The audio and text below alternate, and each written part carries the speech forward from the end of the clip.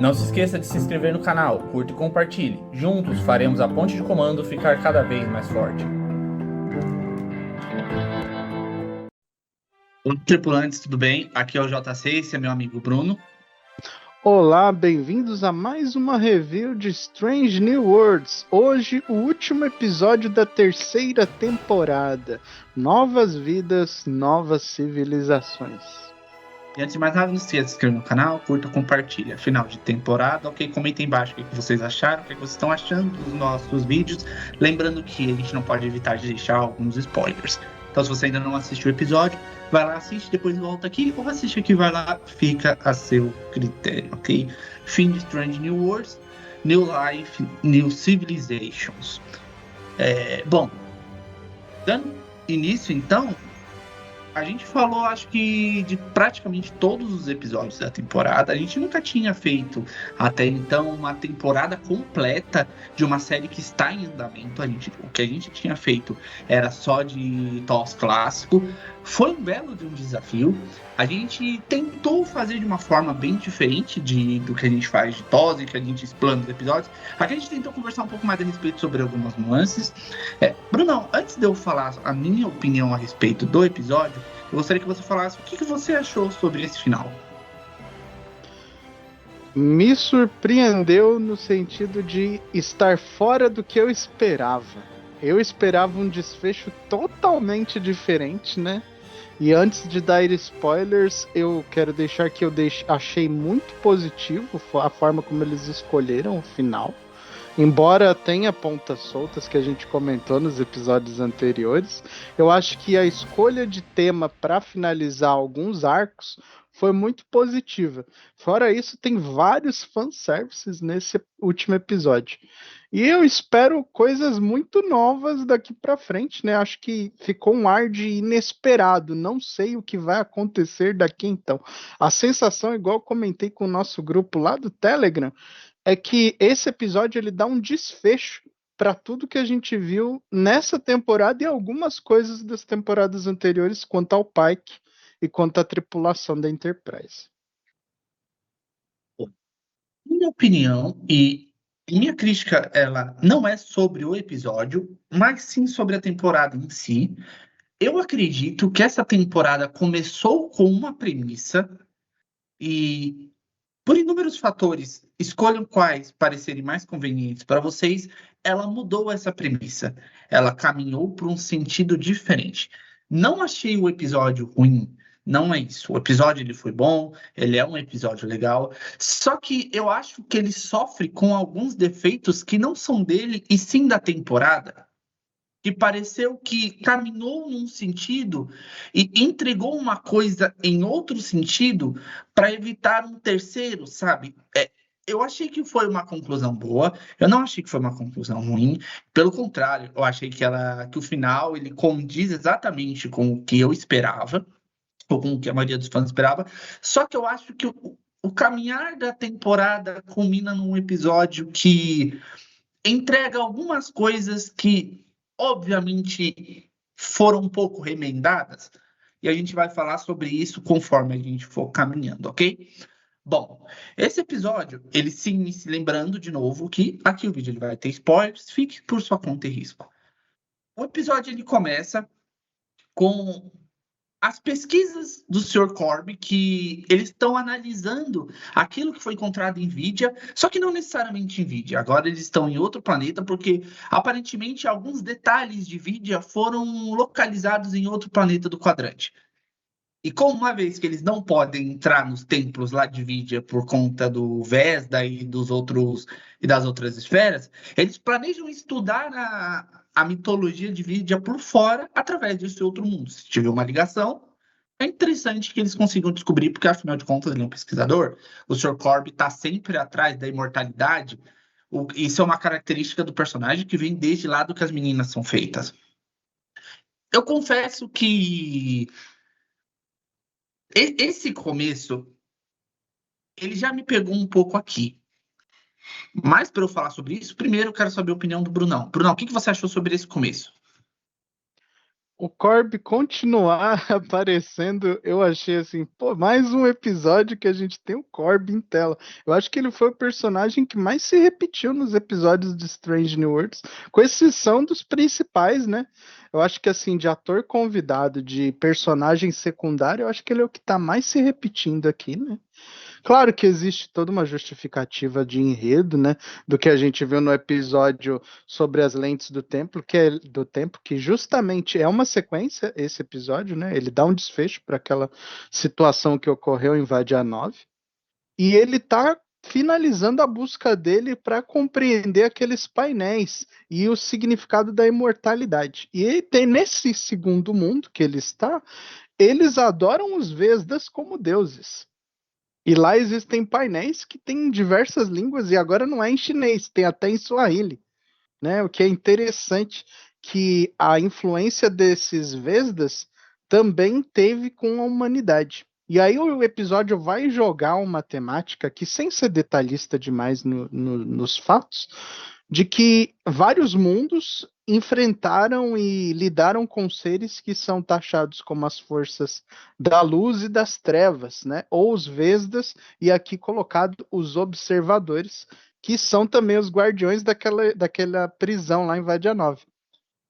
E além dessa temática toda, e desse dilema de como atravessar o portal que ele tem lá no Templo Vesda, a gente tem dois personagens que reaparecem, que é a Batel, né, que no último ela não tinha aparecido, né? Aqui ela aparece novamente, né, que ela conseguiu o posto de comando da Corregedoria da Frota Estelar e ela tá na Enterprise nesse momento. E o Gamble, que estava morto, mas o seu padrão do teletransporte foi reconstruído pelo Vesda. Eu achei isso daí uma coisa assim meio mal contada, mas eu consigo aceitar.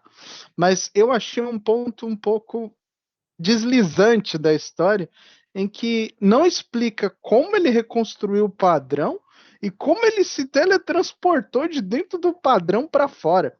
E aí tem o Samuel Kirk e o Scott falam das linhas de lei, que é uma ideia de teoria de arqueologia quanto à posição de algum monumento histórico em relação à energia. Isso na realidade. Aqui eles colocam como linhas de lei que ligam mundos e artefatos arqueológicos de culturas antigas desses mundos. Por isso que eles usam esse termo. E o Vesda, pelo visto, escapou nessas linhas de lei com a energia que ele possuía e reconstruiu o corpo do Gamble para ele manter uma autonomia dos planos dele. Eu achei um pouco assim, mas isso não é um problema para a história. Eu só achei que eles poderiam ter contado melhor.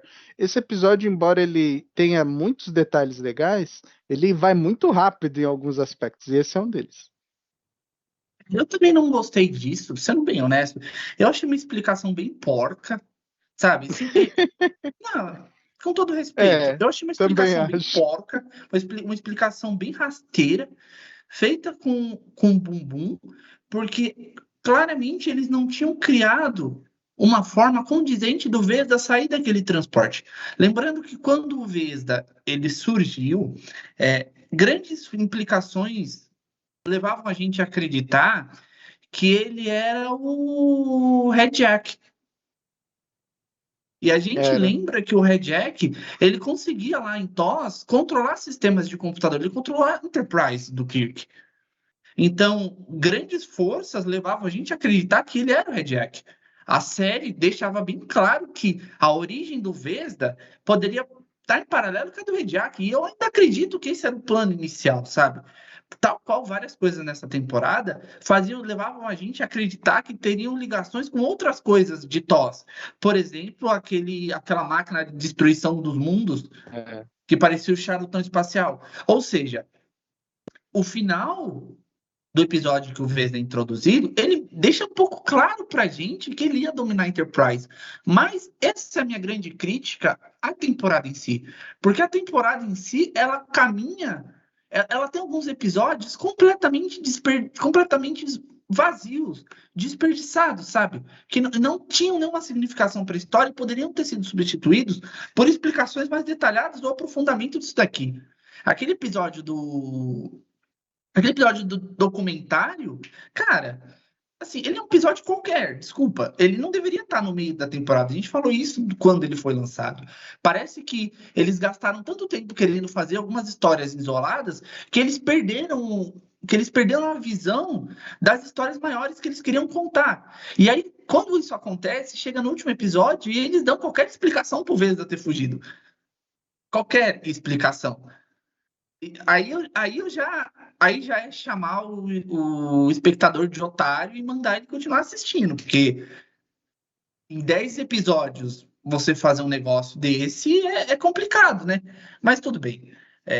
Ignorando isso, continuando a narrativa, bom, eles precisam dar uma olhada no planeta, só que quando eles chegam lá, o Vesda já reconstruiu o corpo do Alferes Gamble e tá usando uma máscara tão feia. Cara, a direção artística pecou. Cara, eu achei horroroso aquilo. Achei muito Carnaval. feio. É carnaval, achei muito feio. Não, é pra ser assustador, ó, lá vem o Vesda. Cara, desculpa, de assustador aquilo não tinha nada. Eu achei meio ridículo, inclusive. Jornadas já apresentou coisa bem melhor com um orçamento muito menor. Verdade, O verdade. que, o que eu gostei da introdução do Gamble como Vesda é o efeito que ele possui nos nativos do planeta. Aí sim, todo o visual do planeta é bonito, todo o efeito hipnótico que ele tem nos nativos do planeta é bonito. É bonito, não, é impactante. Você sente que ele tá influenciando negativamente. Aquele negócio deles arrancarem os próprios olhos. Eu achei isso bem tenso, bem tenebroso. Eu achei que combina bastante com o clima mais sério, mais sinistro que Strange New Worlds às vezes apresenta, mais sanguinário. Mas aí também, né? A gente não pode deixar de comentar que apesar de deles estarem meio malucões furando os olhos, quando o grupo avançado chega, ninguém faz nada também. Todo mundo tá de boa. Não tem um ataque ao grupo avançado, não tem tipo uma revolta dos nativos, coisa nenhuma. Tipo, eles estão furando os próprios olhos, arranhando a cara, todos eles estão se curvando por vezes, mas isso não tem sentido prático nenhum, porque praticamente em nenhum momento do episódio isso resulta em um problema necessário. Inclusive, no final, quando a Enterprise e a outra nave disparam os phasers contra o planeta, isso também tipo, não tem nenhuma repercussão, porque a galera tá sentada na praça, os lasers caem e eles continuam conversando. Isso não muda absolutamente nada. Ou seja, eles tiveram uma ideia boa, mas não botaram ela em prática. Essa cena dos phasers sincronizados, né? Ela tem todo um pano de fundo que essa parte eu achei legal. Boa. É, o, a interação do Kirk com o Spock, né? Porque assim, para eles, o que acontece é que o Vesda sequestra uma Benga, né? E aí eles precisam dar um jeito de abrir o portal, só que para ter energia suficiente, a pilha fala que precisaria de 2 naves estelares com os phasers sincronizados no ponto para abrir de novo. E ali eu achei interessante a ideia, né? Até a parte cinematográfica mesmo, com efeito especial das naves voando em sincronia. Foi muito bonito isso, como a gente já citou que Strange New Worlds capricha nessa parte. Mas a interação do Kirk e o Spock, eu acho que é um dos pontos altos deste episódio. Porque eles mal se conhecem direito ainda, embora eles se já tenham trabalhado juntos, eles nunca tiveram uma relação muito próxima até então. E aqui o Spock precisa fazer um elo mental, igual que a gente vê do Sarek com o Picard, em que a consciência é compartilhada. Não é um elo de sondar a mente, é um elo de dividir as mentes. E a partir de então, do que a gente conhece na lore de Jornada, quando você faz isso, é uma coisa duradoura para a vida toda. Pelo que eu entendi, você carrega uma parte da pessoa mesmo depois do fim do elo. Então isso aqui cria uma amizade instantânea entre os dois. E o Spock até no final do episódio ele fala, a partir de então a gente vai continuar sendo grandes amigos. E tem também a cena do xadrez tridimensional, que faz uma pequena lembrança do Onde Nenhum Homem Jamais Esteve também. Então a interação Kirk-Spock é um ponto alto deste episódio, sim. Agora tem um ponto aqui que eu achei que podia ter sido melhor trabalhado, é justamente o sequestro do Magbenga pelo Vesda. Porque assim, o Vesda precisava de mais uma pessoa para poder entrar no portal, e é justamente a pessoa predestinada lá que estava no totem. Aquilo ficou meio.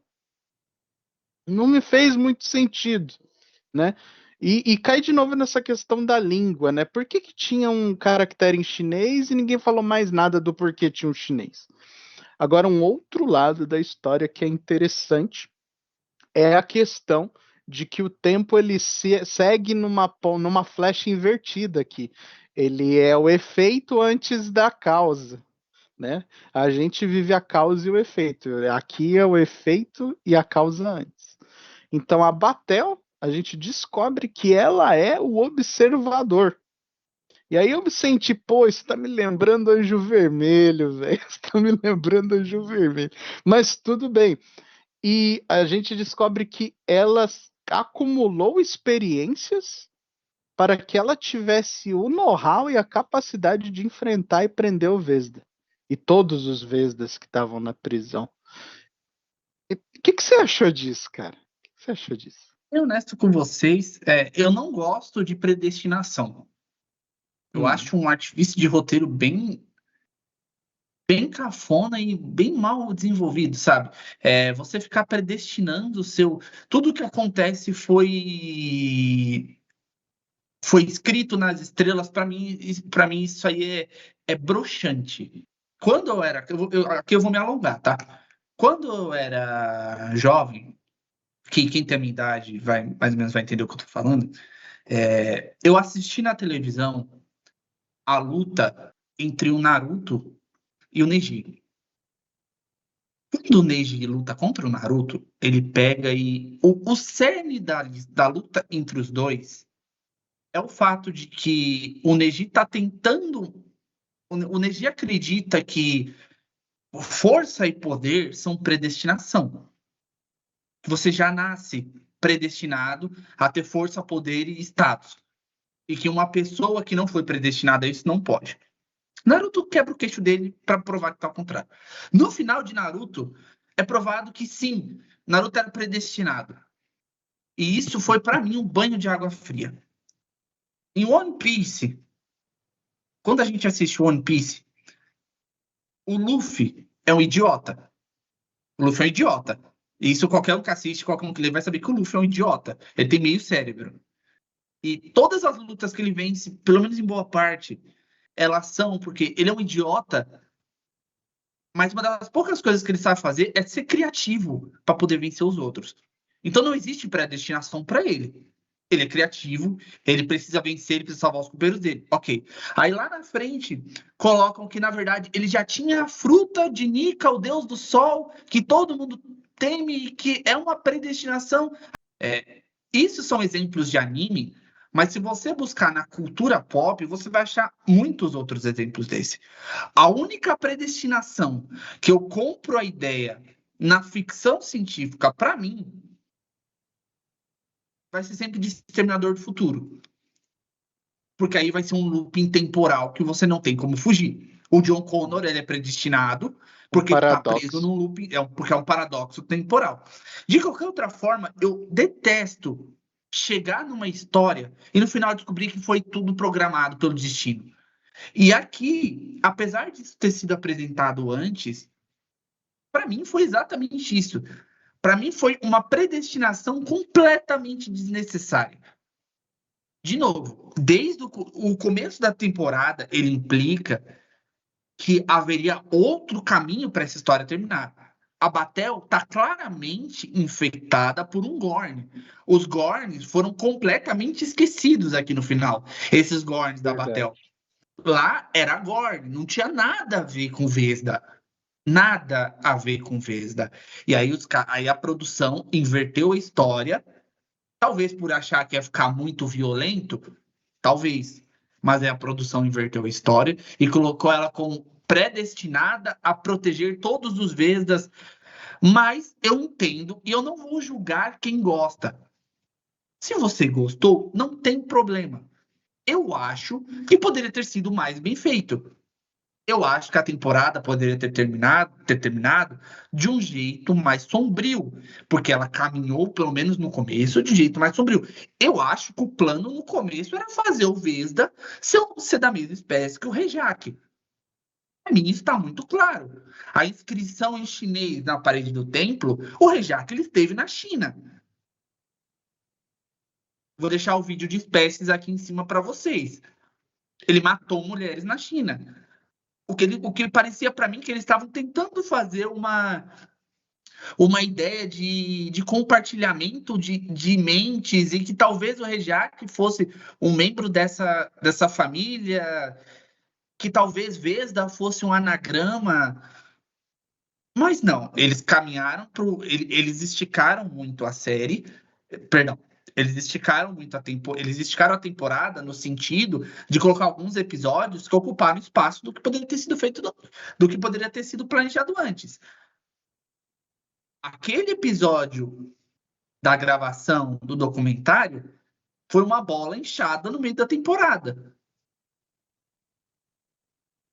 E parece para mim que ele foi colocado lá simplesmente para eliminar depois o personagem do Ortegas, para acabar com o personagem do Ortegas, para eles conseguirem livrar ele logo, mas que ali haveria uma outra coisa. Eu não tô falando que esse episódio foi ruim.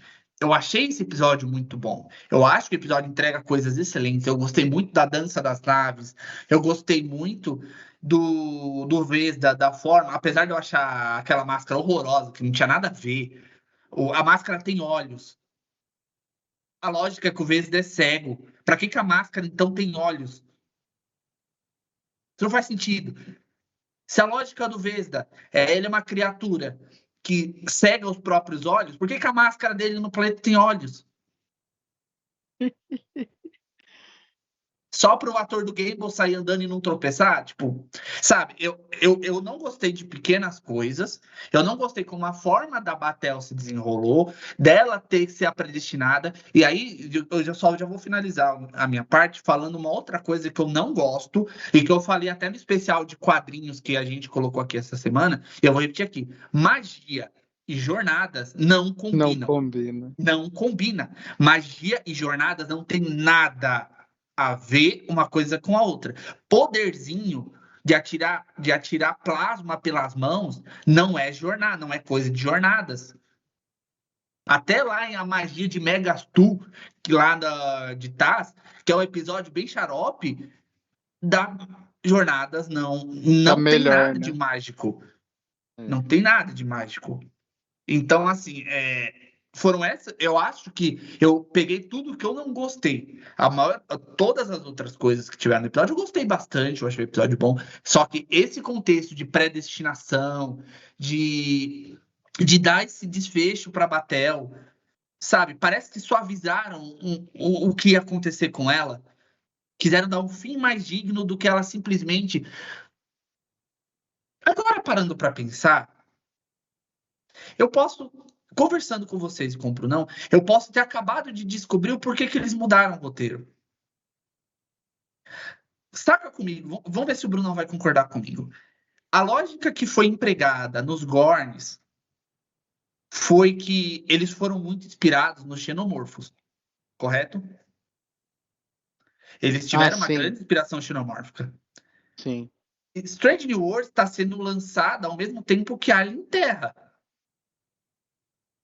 Talvez os produtores não quisessem que o desfecho da Batel com Gorn eclodindo parecesse só demais com Alien, quando já tem uma produção de Alien de uma outra empresa sendo lançada. Faz sentido. E aí eles mudaram a dinâmica. Teoria interessante essa. Mas Teoria isso foi o que eu não interessante. gostei. Bruno, eu quero ouvir de você agora. O que você achou do miolo pra cá? É o miolo mesmo, né? Esse episódio, lembrando, a gente critica mesmo quando a gente gosta, né? Assim, esse dilema do desfecho da Batel, ele não combina com o resto da temporada.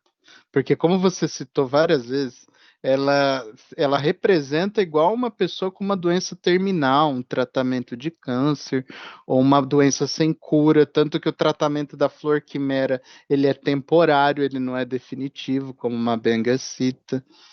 E aí eles costuram todas as condições que acarretaram o mal para ela como insumos para ela vencer o verdadeiro mal.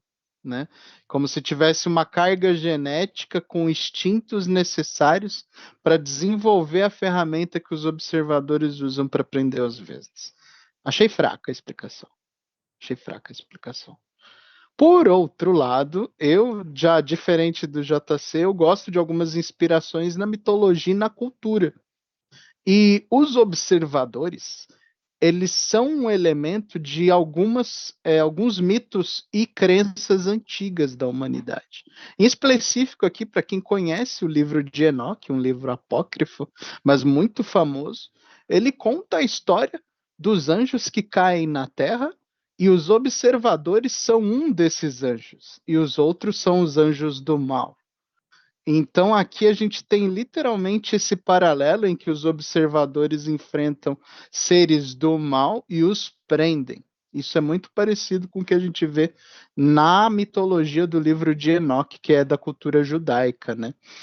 Agora, tirando esse espelho com a mitologia, que eu acho uma escolha interessante, o outro ponto é a questão da predestinação. Eu tenho mais um exemplo que eu não gostei de predestinação, que também está nos mangás, que é do Dragon Ball Super, né? Na versão mangá, a gente tem a explicação de que, graças ao desejo de Bardock, Son Goku não iria morrer até ficar adulto. Ou seja, todo o treinamento, tudo que eu tenho que eu acho legal do Dragon Ball foi porque o Bardock pediu um desejo 30, 40 anos antes. Ou seja, eu achei muito ruim aquela escolha de predestinação, também não gosto disso para explicar uma história. Até em Star Wars, embora seja raro falar de Star Wars, eu gosto muito de Star Wars.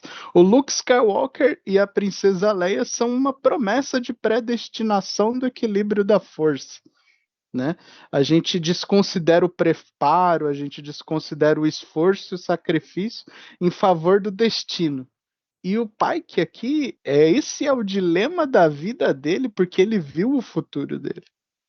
Strange brinca com isso no piloto e nos episódios de Discovery da questão da predestinação do Pike quanto à cadeira e o acidente na nave de classe J.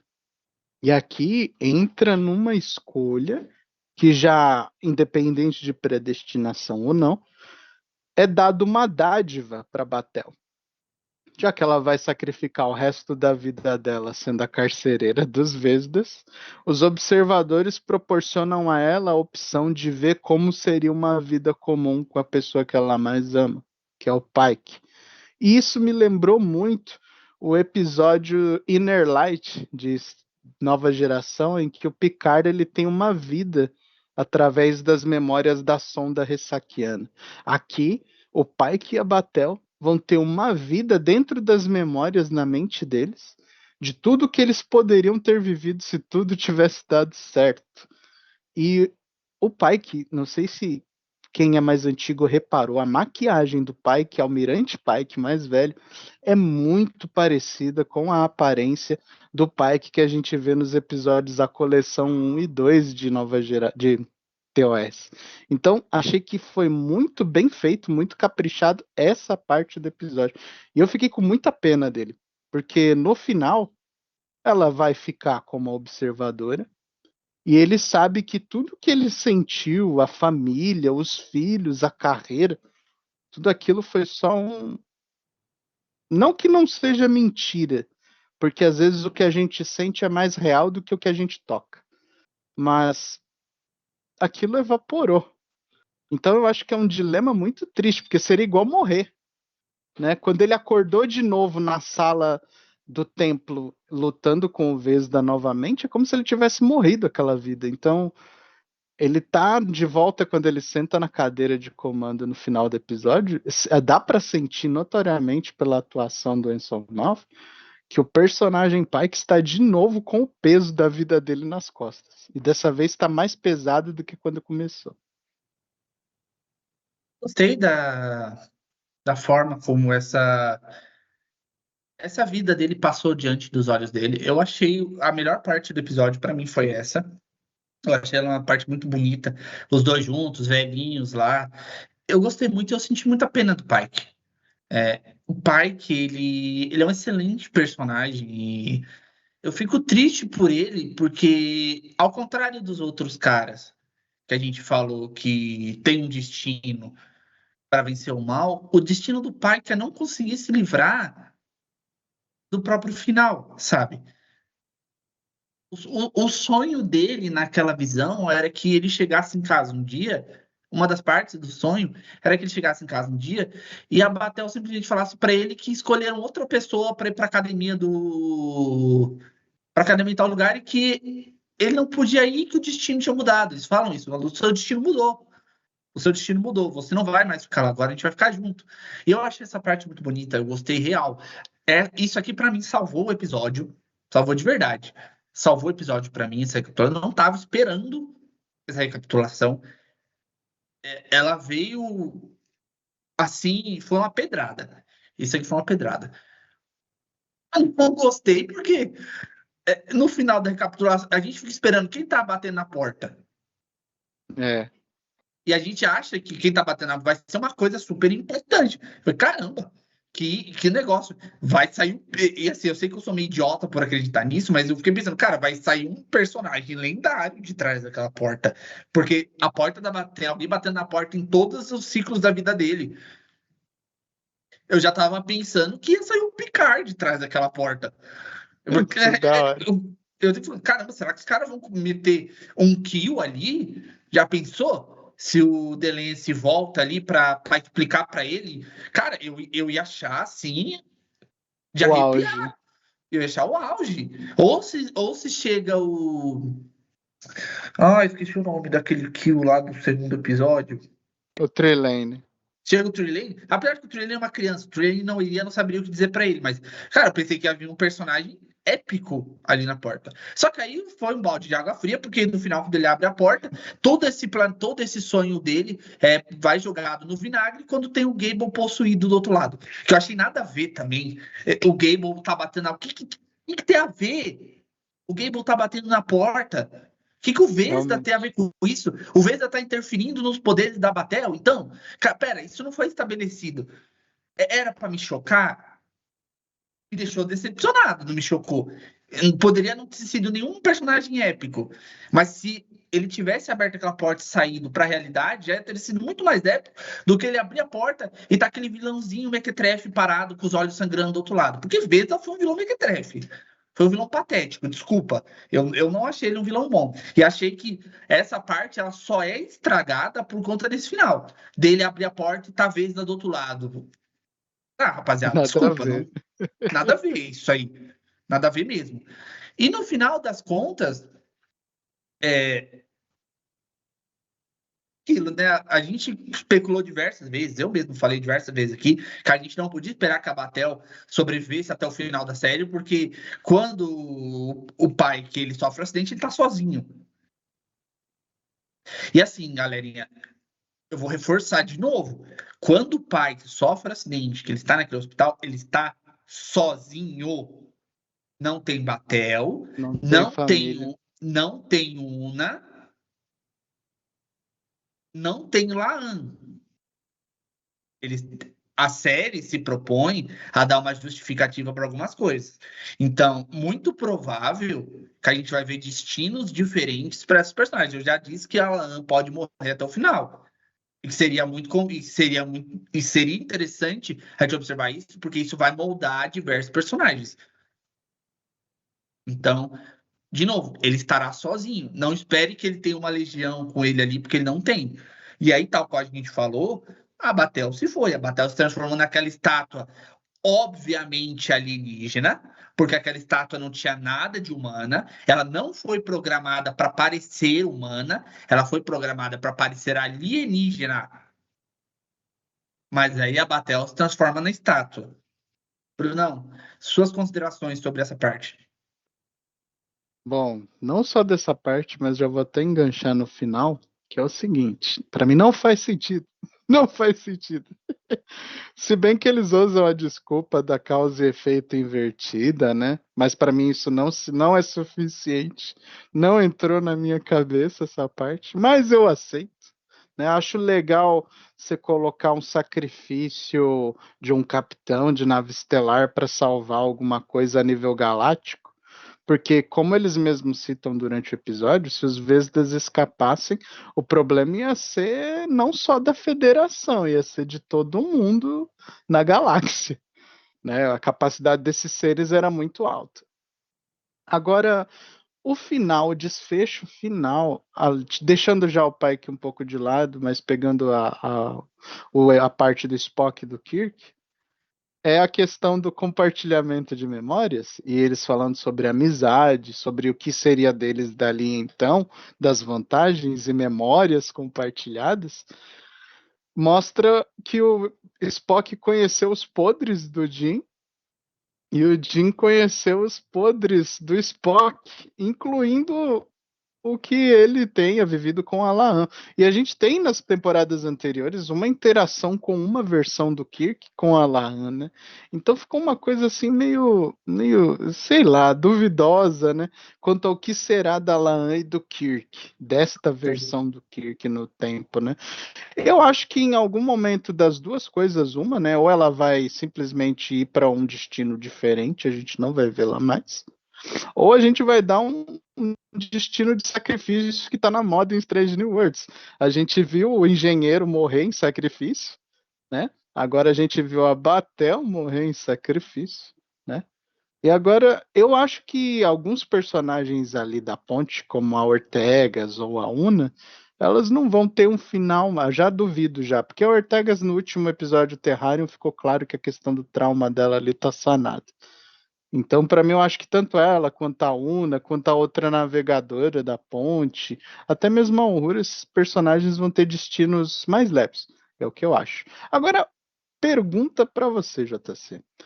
A citação às viagens de 5 anos, porque assim, na série clássica, o Onde Nenhum Homem Jamais Esteve, o diário de bordo dá-se a entender que a Enterprise já está há 1 ano no espaço, né? E durante a coleção, a gente entende que durante a missão, o Pike passou a nave para o Kirk, né? Então eu fico na dúvida se a gente morreu o projeto ano 1 ou se eles vão casar o Pike, a missão de 5 anos durante Pike para passar para o Kirk mais 3 anos. E aí encerra essa explicação do porquê que não teve mais, né? Que você acha?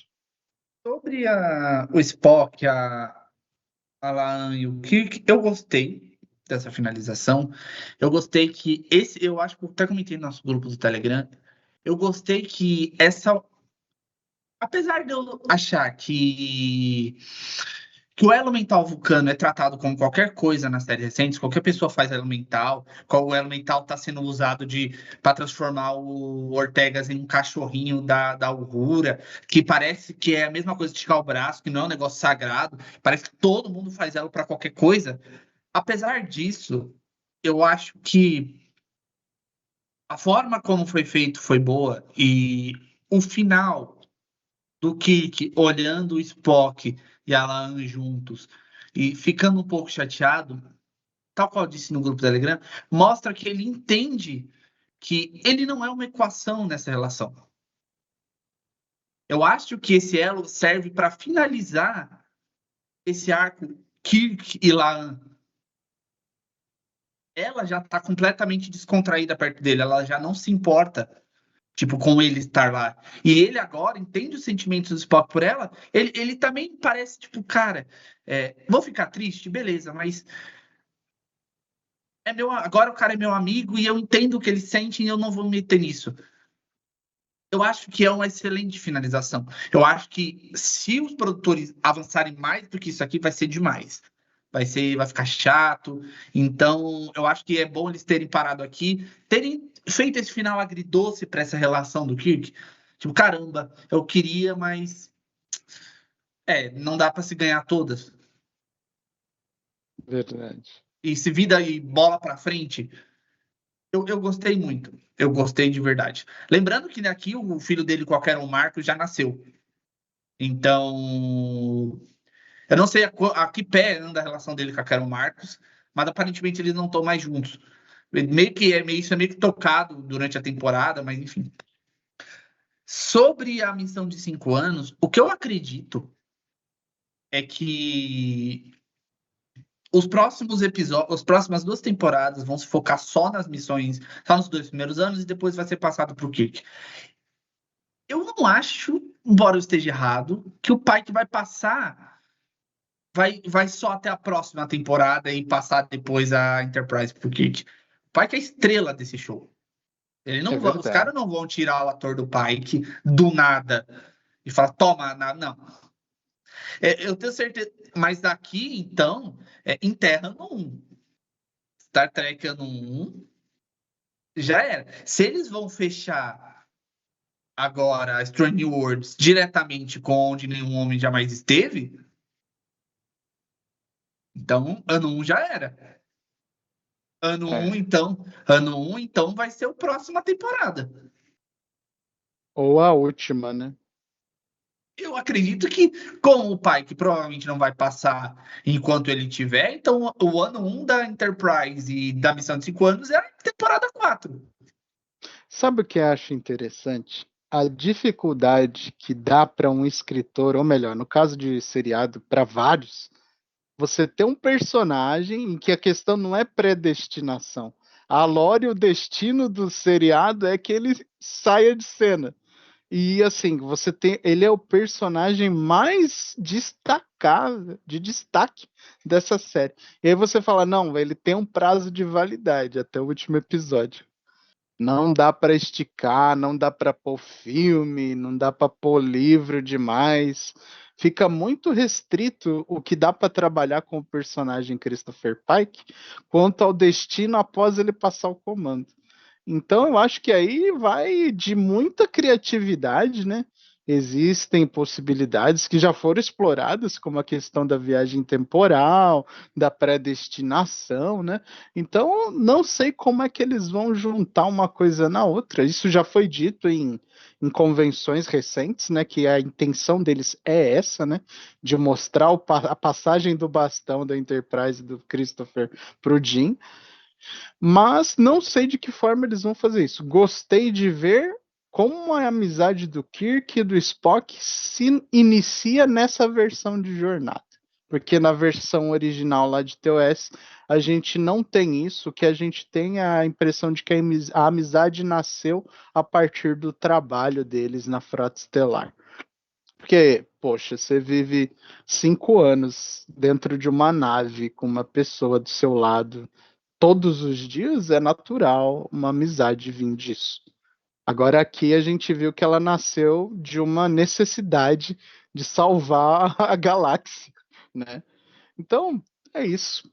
A minha nota, né? Acho que às vezes eu acho até meio duvidoso colocar números, né? Acho que a apreciação para mim foi completa, mas eu, para dar uma escala, eu daria um nota 8 para esse episódio, né? Eu acho que ele não foi. Eu acho que tem um ranking, eu até compartilhei no Telegram, em que para mim Terrarium é o primeiro colocado dessa temporada, como o melhor episódio desenvolvido, né? Assim, do espírito de Star Trek, né? No segundo, eu colocaria o Sobre as Lentes do Tempo, por conta das questões que ele joga, né? Dos Vesdas em si, foi muito bem introduzida aquela temática. E esse como terceiro colocado para mim. Se for os 3 melhores episódios, acho que esse é o terceiro melhor episódio. Nota 8. Isso aí. Acho que um 8 pra mim tá bom. Eu achei um bom final de temporada. Achei a temporada bagunçada. Achei que teve Pena que episódios acabou. excelentes no começo. Mas é aquilo que eu falei. Talvez, como os Gorns sejam inspirados, esse tipo de Gorns sejam bastante inspirados em Alien, talvez a produção não quisesse usar muito disso para não levar o público para o concorrente, sabe? Sim, faz sentido Para não isso. Realmente parecer, faz para não sentido. parecer que eles estão fazendo propaganda para concorrência. Lembrando que Plágio. lembrando que a gente tem vídeo sobre a Alien Terra aqui no canal e a Alien Terra é uma série que está sendo muito bem avaliada. Então talvez seja por isso. Eu gosto mais dessa teoria minha do que da minha outra teoria de que eles estavam tendo problemas com o governo por conta da Paramount ter autorizado uns episódios bem polêmicos de South Park sobre Trump. Eu gosto mais dessa minha teoria de que eles não queriam usar muitos Gorns por usar, por causa da xenomorficação que deram pra eles. Então, 8 mil tá bom. Bruno, o que é que você espera para a próxima temporada? Não para as próximas, não para a quinta. O que você espera para a quarta temporada de Strange New Worlds? Para a quarta temporada, se eles continuarem com este ritmo, né, eu acredito que eles vão adotar o monstro da semana. Eu acho que eles vão usar o formato que era o que a gente mais conhece de Star Trek desde TOS Nova Geração. Porque depois que eles citaram a missão de 5 anos ali, e a carta das fitas, das cartas estelares que o Corby deixou para eles, ficou subentendido para mim que a próxima missão da Enterprise é a principal da Frota Estelar, que é explorar novos mundos, novas vidas, novas civilizações. Daí o título do episódio. E engraçado, né? Ficou tradição em Star Trek os últimos episódios, desde Enterprise para cá, serem frases do juramento lá que tem do Zefan Cochrane quanto à exploração, né? A gente tem no Enterprise também um título assim no final da série, né? E aqui a gente tem no final da temporada de Strange New Worlds. Então eu acho que vai ser monstro da semana, vai ser lugares fora do espaço comum da Federação. E a gente vai ter muita questão de primeira diretriz, muita gente correndo risco de vida, camisas vermelhas caindo. Eu espero isso, na verdade. Talvez não. Ou é isso, ou a gente vai ver o pai que finalmente começar a sair da cadeira, né? Pode acontecer isso, pode deixar um tempo com a Una, não sei. Eu acharia interessante ter um episódio da Una no comando o episódio inteiro. Isso não teve. Eu acho que faltou isso até aqui. Eu gostaria de. Não sei se vai que. Acho bem difícil. Algum roteirista aí da equipe aí do Strange New World, se quiser aí a sugestão, um episódio só da Una na cadeira de comando ia ser genial também. Mas eu acho difícil. Eu espero mais é o formato tradicional para colar o H com a transição. Interessante, tal qual a gente mencionou lá no começo, a gente está fazendo agora as análises de quadrinhos, e essa semana eu estava pensando nisso.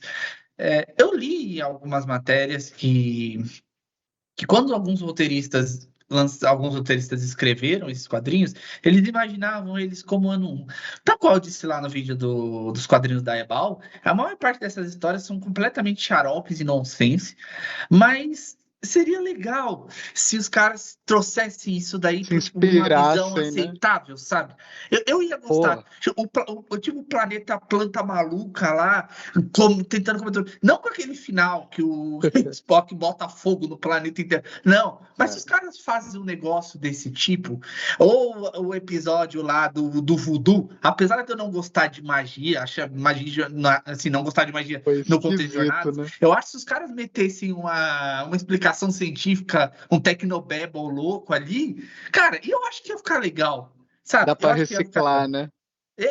Reciclar essas coisas esquecidas de jornadas. É isso. Essa é a palavra, porque antes da gente começar a querer criar coisas da cabeça, pô, jornadas tem tanta ideia esquecida, sabe? É tanta coisa que os caras podiam usar. Tem 10 quadrinhos daqueles lá, tem 8 quadrinhos só no primeiro volume que dá para o cara fazer um episódio cada se eles reimaginarem aquele negócio. Ia ser muito legal, de verdade. Ia ser muito divertido. Não sei se eu acho que com certeza eles não vão fazer isso. Isso aqui vai. Eles não vão trazer isso para a tela, mas seria interessante se fizessem, ok? Bruno, suas considerações finais? Galera, muito obrigado por estarem conosco nessa jornada juntos aqui na terceira temporada de Strange New Worlds. Para quem acompanhou na playlist, né? Porque a gente organiza todos os nossos conteúdos por playlist, por seriado ou por tema, né? Igual tem a playlist agora dos quadrinhos aí que o JC tá fazendo aí, resgatando essa memória aí dessa Adoro, mídia tão clássica aí dos eu fãs adoro. antigos de Star Trek. O primeiro vídeo tá excelente, a gente deixou o card aí. Se não, entra lá nas últimas publicações no YouTube e aperta vídeos, vocês vão ver lá o primeiro volume do Enterprise Logs, que é de Genial. 1972. né, os primórdios das publicações de Star Trek pela Gold Key e pela Ebal aqui no Brasil. Muito obrigado, desejo a todos vocês vida longa e muito próspera, e saibam, embora a gente tenha feito as reviews da 3ª temporada, futuramente a gente vai fazer da 1ª, da 2ª e com certeza, quando lançar a 4ª, assim que tiver saído o episódio, na semana a gente já faz a review com vocês. Valeu, galera. Bom, gente, é isso. Espero que vocês tenham gostado. Curta, comenta, compartilha. Foi um prazer falar sobre Strange New Worlds com vocês. Tal qual o Bruno falou, eventualmente a gente volta aqui para falar de novo de Strange New Worlds. Contudo, até mais.